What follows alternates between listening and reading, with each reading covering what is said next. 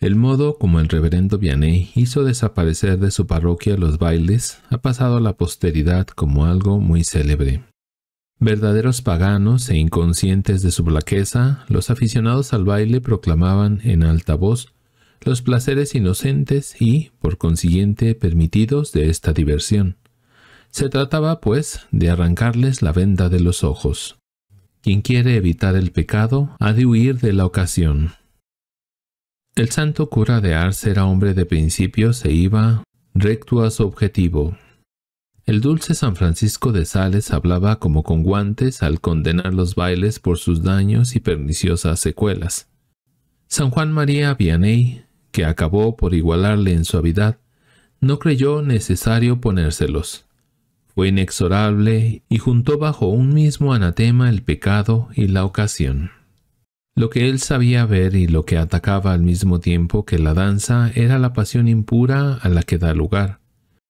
Los campesinos de Ars, para pasar con menos aburrimiento las largas noches de invierno, se reunían a falta de salones en los establos, donde la temperatura es más tibia, y allí, delante de los padres, callados o cómplices, renovaban algunas prácticas que hubieran causado horror al paganismo. La ignorancia y la inconsciencia eran tal vez alguna excusa para aquellas pobres gentes.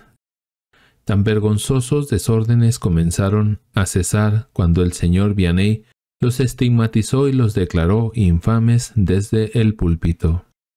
En este punto la resistencia fue muy tenaz y el terreno no fue conquistado sino palmo a palmo. Durante más de 10 años el cura de Ars hubo de volver sin cesar al mismo tema en sus prédicas. No hay un solo mandamiento de la ley de Dios que el baile no haga quebrantar. Dicen con frecuencia las madres: «Oh, yo velo por mis hijos». Veláis por sus atavíos, pero no podéis velar por su corazón. Vayan, padres y madres réprobos, vayan al infierno, donde la ira de Dios les aguarda, a ustedes y a sus buenas obras que han hecho, dejando correr a sus anchas a sus hijos. Vayan, ellos no tardarán en juntarse con ustedes, puesto que también les han mostrado el camino. Entonces van a ver si su pastor estaba acertado al prohibirles estos goces infernales. Dios mío, ¿es posible que estén en esto tan ciegos que lleguen a creer que no hay peligro en el baile, siendo así que es la maroma con que el demonio arrastra más almas al infierno? El demonio da vueltas alrededor de un baile, como un muro rodea un jardín. Las personas que entran en un baile dejan a su ángel de la guarda en la puerta, y el demonio lo sustituye. Así resulta que en la sala hay tantos demonios como danzantes. Pero de las palabras pasaba el cura de Ars a las obras. Un día, él mismo salió al encuentro del músico, quien suprima el violín, dijo para sus adentros, suprimirá también el baile. Entraba ya el hombre en el pueblo con el instrumento bajo el brazo. «¿Cuánto te pagan por tocar?», le preguntó el reverendo Vianney. «Yo no sé», dice el hermano Atanasio, que había oído contar este episodio. Si el músico respondió 5 o 10 francos, el señor cura le dio doble cantidad. Él se retiró contento y no hubo baile. Lo mismo hizo un día de feria con el tabernero Bachelard. «¿Cuánto piensas ganar hoy?». «Tanto, señor cura». «Bien, toma esto y no hagas nada». El tabernero aceptó y emprendió el regreso. En cierto domingo iban a comenzar el baile en la plaza, o mejor dicho, preparaban el espectáculo muy de moda en aquella región de correr el asno, porque una mujer había pegado a su marido. De repente sale el señor cura de la casa parroquial y no hace sino cruzar el espacio que le separaba de la iglesia. Todo el mundo se espanta y la plaza queda vacía. Se escaparon como una banda de palomas, contaba riéndose el reverendo Vianney. Y así acabó la fiesta. Felizmente no todas las muchachas de Ars estaban locas por el baile. Había algunas en el pueblo muy bien educadas y juiciosas por temperamento, que se habían librado del contagio. El reverendo Vianney se esforzaba en preservar del mal a esta porción escogida de su grey. Otras, enzarzadas ya en los placeres, comenzaban a sentir cierta vergüenza. Debido a las oraciones y mortificaciones de un santo, la gracia obraba ocultamente en los corazones. Por otra parte, la vida del señor cura era para todos la predicación por excelencia. En su persona resplandecía algo del Evangelio. Nuestro cura, decían en las reuniones, hace todo lo que dice y practica lo que enseña. Nunca le hemos visto tomar parte en ninguna diversión. Su único placer es rogar a Dios. Debe de haber en ello algún goce, puesto que Él sabe encontrarlo. Sigamos pues sus consejos, no desea sino nuestro bien. El reverendo Vianney, a la vez que combatía los desórdenes, procuraba, convencido de que sería de gran utilidad para la regeneración de las almas, formar un grupo escogido de personas piadosas. El rezo de las vísperas, antes tan poco concurrido, comenzaba a animarse. Algunas mujeres y jóvenes dedicaban todos los domingos algunos minutos más a sus devociones. Durante la semana, a las 8 de la noche, se puso a rezar las oraciones de la noche, con las escasas personas que en aquella hora tardía visitaban el Santísimo Sacramento. Poco a poco se les fueron juntando otras. Un domingo, después de vísperas, un reducido grupo de muchachas se quedó en la iglesia para confesarse. Eran, sin duda, almas buenas, pero que no se trataban mutuamente. El señor Vianney se sintió inspirado a dirigirles la palabra para unirlas en un sentimiento común de piedad. «Hijas mías», les dijo, «si queréis podremos rezar juntos el rosario para que la Santísima Virgen nos alcance la gracia de hacer bien lo que van a hacer». Entre aquellas jóvenes había una más traviesa que mala. Se sentía feliz al saber contestar mientras iban rezando. Antes del cura de Ars solo se rezaba públicamente el rosario el día de la Anunciación. La palabra del santo sacerdote halló todavía eco más profundo en aquella alma pura. Creo que fue aquel día, aseguraba ella, cuando el señor cura cambió mi corazón. Había sido una de las primeras en divertirse y llegó a ser un modelo de piedad. El apóstol acababa de descubrir la nueva levadura que había de hacer fermentar toda la masa. Esto ocurría el mismo año de su llegada, refiere Catalina Lassagne, una de las almas que él más se complació en cultivar. Un domingo, después de vísperas, invitó a sus jóvenes penitentes a comer fruta en el jardín. Él, en cambio, no iba nunca. A pesar de mis pocos años, Catalina no pasaba de los 12, tuve la audacia de seguirles. El señor cura nos reunió unos instantes. Recuerdo que nos decía, ¿no se sienten más felices que las que están bailando en la plaza? Nos hizo entrar en la cocina de la casa parroquial, donde nos leyó la vida de mi santa patrona. Después nos habló de cosas de Dios. Aquellas jóvenes y muchas otras a las que arrastraron con su ejemplo habían de formar en la aldea la primera asociación piadosa bajo el título de Cofradía del Santo Rosario. Con las que permanecían rebeldes a sus consejos y amonestaciones, el señor Vianney se mostró excesivamente severo, partiendo del principio de que no podían ser absueltos los pecadores si no renunciaban a la ocasión de pecar cuando ésta existía. El cura de Ars negaba la absolución, aun por una sola falta, hasta la conversión total. Para ello tenía sus razones. De esta manera, buen número de feligreses, sin ser escandalosos, hubieron de aguardar meses y aún años antes de ser admitidos a los sacramentos. Una prueba de ello es el siguiente diálogo. Estuve 6 años sin cumplir con el precepto pascual, decía en marzo de 1895 a Monseñor Convert, una venerable anciana cuyo marido iba confirmando sus dichos. 6 años. Sí, de los 16 a los 22. Cada año iba a casa de mis padres a la fiesta de Miseriux, y allí bailaba un poco. En todo el año no salía sino en aquella ocasión. En Ars entonces ya no se bailaba. Era del 1835 a 1841. Pues bien, esta única salida que se renovaba todos los años era la causa de que no recibiese la absolución. ¿Iba usted, sin embargo, a confesarse? Todos los años, para las buenas fiestas, el señor cura me daba solamente la bendición. ¿Y qué le decía? Si no te corriges en esto de ir a bailar, estás condenada. Era muy breve en sus palabras. ¿Pero es que bailabas en otras ocasiones? Jamás. Entonces, ¿por qué se iba usted a confesar? Pensaba yo, si Dios me envía a la muerte antes de que reciba la absolución, espero que tendrá en cuenta mis deseos de recibirla. Mi madre preguntó al señor cura si podría confesarme en otra parte. Como usted quiera, le respondió. Pero prefiero que se quede sin cumplir con la parroquia a que se vaya a confesar a otra parte. La señorita Claudina Treve cuenta de sí misma que una vez bailó en unas bodas, hacia el mes de febrero. El cura de Ars se tardó en absolverla hasta la fiesta de la Ascensión.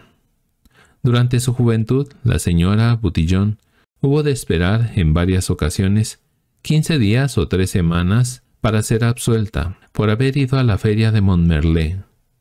No había bailado, pero había frecuentado el lugar donde bailaban.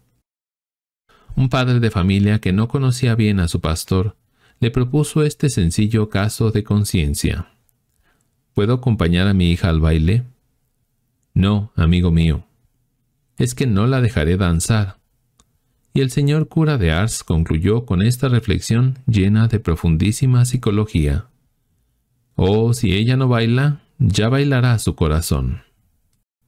El cura de Ars en algunos puntos se mostró menos rígido con los forasteros que con sus feligreses, pero en cuanto a los bailes no varió jamás. Algunas personas de mundo, al arrodillarse a sus pies, gustaban de decir que estaban seguras de sí mismas e inmunizadas contra el pecado, mas las faltas perfumadas no hallaban gracia a sus ojos. No solo no permitía que se tomase parte en los bailes, pero ni siquiera asistir como simple espectador. Poco tiempo después de su llegada a la parroquia, los señores del castillo organizaron 1 o 2 bailes en familia, pero muy pronto se abstuvieron de ello, por respeto a su prohibición. No conocía el baile, dice la señora Cristina de Sibéins, sino a través de los desórdenes que produce entre las gentes del campo. Sé de una persona piadosa que, obligada por su condición social a tomar parte en algunas divisiones mundanas, se creyó obligada a dejar su confesionario para no tener que contrariar más sus decisiones. Tales fueron, en cuanto al baile y durante toda su vida, las normas del cura de Ars. Sobre todo, tuvo un cuidado extremado en formar la conciencia de los padres acerca de esta materia. Les inculcó profundamente la convicción de que debían dar a sus hijos un amor tierno, pero recto, y el buen ejemplo, la vigilancia y la corrección. Les hacía además responsables de las faltas de sus hijos. Responderán de sus almas como de la suya, les decía. No sé si hacen cuanto está de su parte. Lo que puedo decirles es que si sus hijos se condenan en sus casas, es de temer que, por falta de vigilancia, se condenarán también ustedes. Sé muy bien que si no dan un paso más para cumplir con los deberes para con sus hijos, no se van a inquietar por ello. Hasta cierto punto tienen razón, pues no les faltará tiempo para inquietarse durante toda la eternidad. Estas punzantes ironías eran, según es de creer, el lenguaje que más les convencía. Los padres tomaron a la letra los consejos de su pastor. Un domingo, después de vísperas, 2 jóvenes hermanas se fueron sin saberlo su padre, al menos así lo pensaban, a ver el baile de la fiesta de Savineu, que dista 2 kilómetros de Ars. No tomaron parte en las danzas, pues tenían prisa para regresar. Mas, en su casa, su ausencia no pasó inadvertida. El padre tomó un bastón y castigó a ambas duramente. Antonio, uno de los hijos de la familia Sinier, de 20 años de edad, se fue a bailar a uno de los pueblos vecinos. Al llegar a su casa, ya bastante tarde, saludó por 2 veces a su madre sin obtener respuesta. Bastante advertido con aquella frialdad, poco acostumbrada, se metió en cama. Mas ello no fue suficiente para su madre, la cual, enojada, Tomando una vara, le acarició las espaldas. Desde el año 1830, los bailes habían desaparecido completamente del centro de Ars. Una orden del alcalde Antonio Mandí no autorizaba los bailes públicos, sino en la parte alta de la población. Para los organizadores de la fiesta mayor fue muy grande el chasco al negárseles la plaza de la iglesia. Se acercaba el día de San Sixto. Algunos jóvenes, que todavía miraban con malos ojos al párroco, acudieron resueltos al alcalde en demanda de autorización para celebrar la fiesta en el lugar de costumbre. El viejo alcalde contestó que, habiendo dado su palabra al señor cura, no la retiraría. Mas no acabó aquí el asunto. Los jóvenes interpusieron recurso ante el subprefecto de Treboux, y éste revocó la orden del alcalde de Ars, quien tuvo que someterse a la voluntad de su superior. Llegó el día de la fiesta. Aquel domingo por la tarde, a los acentos de la música, aparecieron los bailadores, cantando y dando saltos. Qué de pullas jocosas contra el cura y el alcalde. Mas he aquí que cesan los chistes y comienzan todos a fruncir el ceño. ¿Y dónde estaban las bailadoras? Allí bajo los nogales hay 2 o 3 criadas de las granjas vecinas y algunas forasteras. Las jóvenes de la parroquia han entrado en la iglesia para el canto de las vísperas. El baile fue tan triste y desanimado. Al toque de la oración de la tarde, el primer magistrado del pueblo, que se había ceñido el fajín en previsión de posibles desórdenes, no tuvo necesidad de intervenir. El pequeño grupo de alegres se dispersó. La iglesia se llenó de fieles y el señor cura predicó, como de costumbre, la homilía. Lloró y muchos lloraron con él. Varios de aquellos jóvenes ligeros cayeron en cuenta de su estupidez al ver cómo sus madres y hermanas volvían de la iglesia con los ojos enrojecidos por el llanto. Pidieron ser inscritos en alguna de las cofradías parroquiales y no se procuraron más del baile. En adelante, los domingos por la tarde, la plaza de la iglesia no verá sino fieles que acudían a vísperas y, después de los oficios, inofensivos jugadores de bolos o de birlos. Los jóvenes que todavía se empeñaban en bailar no encontrarán compañera entre las muchachas del pueblo. A lo más, conseguirán reclutar a algunas pobres criadas. «Buscar», exclamará en son de triunfo, «buscar a tal o cual joven en las danzas, y con otras peores compañías».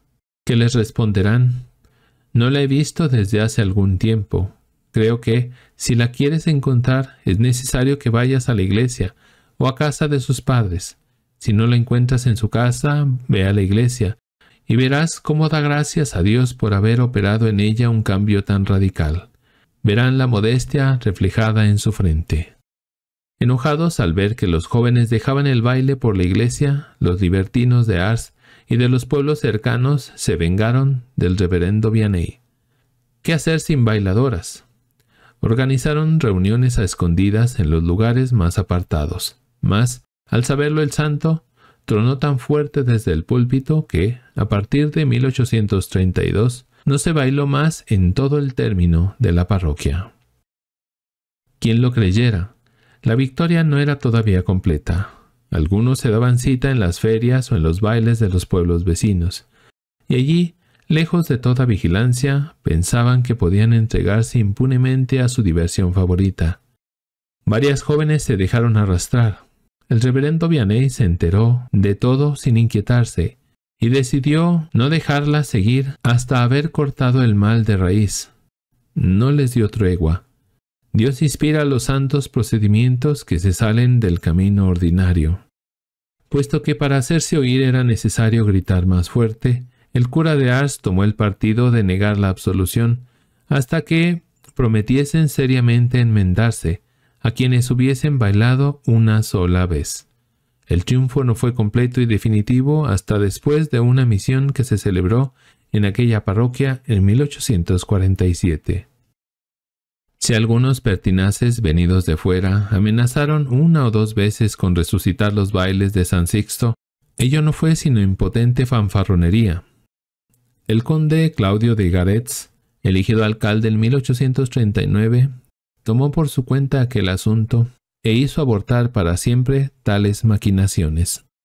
Mucho más tarde, hacia 1855, como los feligreses de Ars se diesen a frecuentar más de lo justo las ferias de los contornos, un joven eclesiástico tuvo ocasión de comprobar la fuerza que el señor Vianney sabía comunicar a sus palabras ante los desórdenes que amenazaban con reaparecer. Una tarde, cuenta el reverendo Pelletier, le oí hablar con tal vehemencia contra la feria de Villafranche, a la que solía acudir gran multitud, atraída por las diversiones profanas, que el auditorio quedó aterrado. Las modas indecentes corren parejas con los placeres corruptores. A juzgar por algunos de sus sermones, cuando el reverendo Vianney llegó a Ars, varias personas faltaban a las leyes más elementales de la modestia. El santo se indigna contra ellas y contra ciertos padres que idolatran a sus hijas y las precipitan por la pendiente de la coquetería. Hay que oírle cómo los ataca. Esta madre, que no piensa más que en su hija, y que se preocupa más de mirar si lleva bien puesto el sombrero que de preguntarle si ha dado su corazón a Dios. Le dice que no ha de parecer huraña, que ha de procurar hacerse grata a todo el mundo, para poder entablar relaciones y colocarse bien. Y la hija procura enseguida atraerse las miradas de todos. Con sus atavíos rebuscados e indecentes, pronto dará a entender que es instrumento del infierno para perder las almas. Solo en el tribunal de Dios conocerá los pecados de que habrá sido causa. Generalmente las madres de familias entendieron muy pronto cuáles eran sus deberes. Por lo demás, el señor cura les ayudó a cumplirlos, ya negando la absolución a las personas inmodestas, ya convirtiéndose él mismo en árbitro de las modas. No dejaba de ser cosa delicada, mas en ello nuestro santo se proponía una finalidad altísima. Aspiraba para sus feligreses a un ideal de perfección, del cual les creía capaces. Por esta causa se metió en unos pormenores que, a primera vista, hubieran podido parecer pueriles. Las mujeres y las jóvenes usaban un tocado muy elegante, que hacía lucir su cabellera. El reverendo Vianney las obligó a dejarlo y a reemplazarlo por unos gorros que ocultaban mejor los cabellos. A Martha Miart, que tenía una tienda junto a la iglesia, le aconsejó que arreglase el suyo porque no era bastante sencillo. Parecíamos pequeñas viejas, dice Claudina Treve, que no tenía nada de coquetona. Un día, cuenta Martha Miart, salí más adornada que de costumbre. Iba con un vestido de muselina de color bastante llamativo.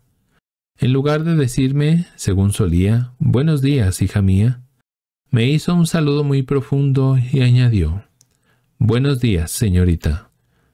Yo quedé muy avergonzada. La pequeña Juana Lardet exhibía vanidosamente un hermoso collar. «¿Quieres vendérmelo?», le preguntó riendo el reverendo Vianney. «Te daré 5 sueldos». «¿Y qué hará con él, señor cura?». «Se lo pondré a mi gato». No toleró nunca en su iglesia ni los escotes ni los brazos desnudos. No lo permitía ni a los grandes ni a los humildes de este mundo. Durante una visita al castillo vio el retrato de una señora en traje de velada. «Cualquiera creería que va a la guillotina», dijo señalando con el dedo aquel cuadro de familia. La señorita de Ars entendió la lección y lo quitó. Hacia el fin de su vida se burlará de las crinolinas, aún explicando el catecismo. El emperador ha hecho cosas muy buenas, pero ha olvidado una: mandar que se ensanchen las puertas para que puedan pasar las crinolinas. A pesar de esto, muchas personas de Ars adoptaron tan embarazosa moda. El reverendo Vianney no insistió, pues tan solo le parecía ridícula. Por lo demás, las escasas mujeres de Ars que lo usaban se diluían en la iglesia los domingos y días de fiesta, mezcladas con las numerosas forasteras que, en mayor número y más libremente, se sacrificaban a las exigencias de las modas de la época. Durante los 30 años que los peregrinos acudieron a Ars, les fue dado admirar en la iglesia, en las calles, en los caminos y en los campos, a las mujeres y a las jóvenes de aquel pueblo dignas y modestas como monjas. San Juan María Vianney ruega por nosotros.